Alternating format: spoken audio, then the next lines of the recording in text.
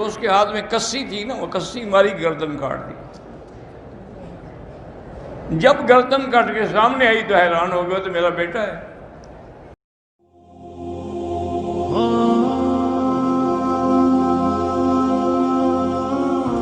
ہم ناروے میں رہتے ہیں، ہمارے ایک عزیز کے بیٹے اور بیٹی نے غیر مسلم سے شادی کی ہے، ان کی اولاد بھی ہے۔ بہرحال وہ شادی نہیں ہے، وہ گناہ ہے بلکہ کفر ہے۔ کافر سے شادی کرنے سے عورت کافر ہو جاتی ہے۔ وہ اسلام میں آئیں، دوبارہ کلمہ پڑھیں، توبہ کریں، استغفار کریں، آپ 2 رکعت پڑھ کے ان کے لیے دعا مانگیں۔ ہمارے ملک میں بھیک مانگنے والے بہت ہیں، اگر وہ پیشہ ور ہیں تو ان کو خیرات نہ دیا کریں۔ جادو کے ذریعے اولاد کی بندش کرائی جا سکتی ہے، بالکل حرام ہے۔ جادو کرنا بھی حرام ہے، کرانا بھی حرام ہے۔ اگر ایسا خطرہ ہو تو سورۃ بقرہ پڑھو سارے گھر والے۔ کہتے جی کہ حمل کے 8ویں مہینے میں بیوی کے پیروں میں سخت تکلیف ہوتی ہے، تو خاوند اپنی بیوی کے پاؤں تکلیف ہو تو دبا سکتا ہے؟ کیوں نہیں دبا سکتا ہے؟ کیا وجہ ہے؟ وہ تمہارے پاؤں دبا سکتی ہے، تم کیوں نہیں دبا سکتے ہو؟ اصل میں جتنی آداب شریعت ہیں ان میں بہت بڑی حکمتیں۔ مثلا ایک ادب یہ بھی ہے کہ آپ اگر باہر سے آئیں تو فوراً گھر میں نہ جائیں، اپنے محلے کی مسجد میں بیٹھ جائیں، 2 رکعت پڑھیں، حال حوال کریں، اور گھر والوں کو پتہ لگے کہ وہ آ گیا۔ تو حضور پاک نے فرمایا کہ تاکہ عورت جو ہے بیچاری، جب اس کا خامند باہر گیا ہوا تو اجڑی پجڑی ہوتی ہے، تاکہ وہ غسل کر لے، تیل لگائے، تیاری کرے اپنے خامند کے استقبال کی، پھر داخل۔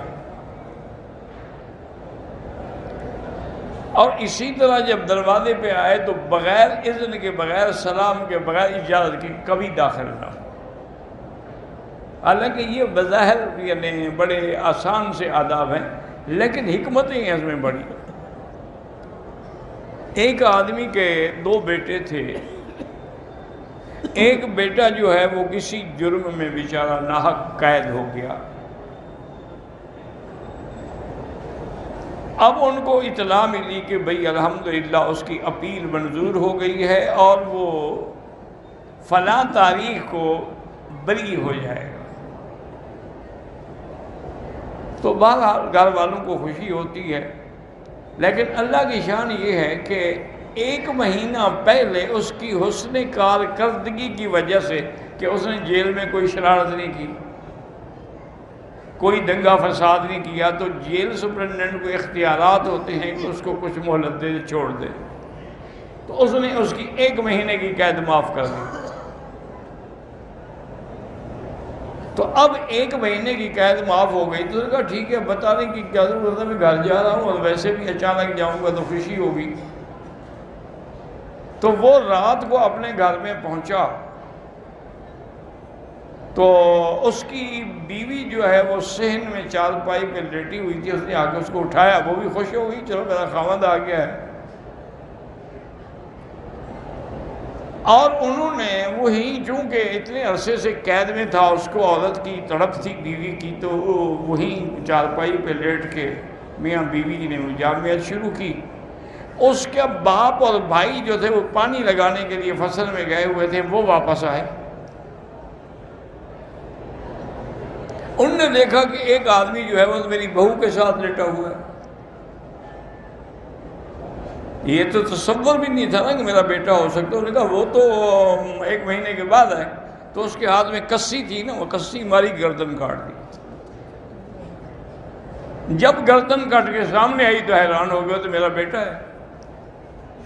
اب رونے سے کیا ہو سکتا تھا؟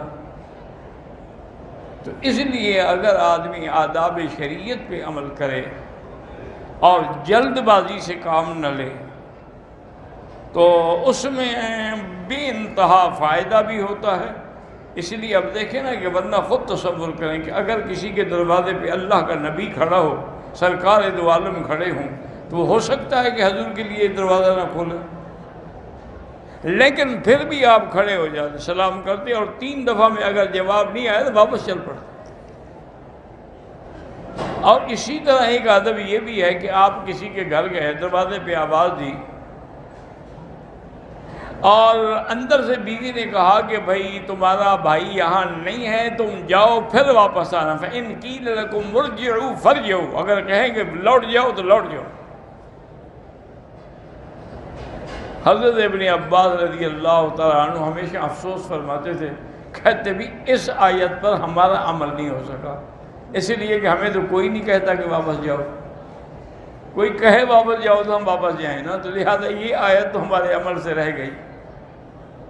اس لیے ہمیشہ آداب شریعت جو ہیں اس کے اندر اللہ تبارک و تعالیٰ کی کروڑوں حکمتیں ہیں، اور اس میں اللہ تعالیٰ کی کروڑوں رحمتیں ہیں۔ اگر انسان شریعت پہ چلے تو ہزار برائیوں سے بچ جاتا ہے۔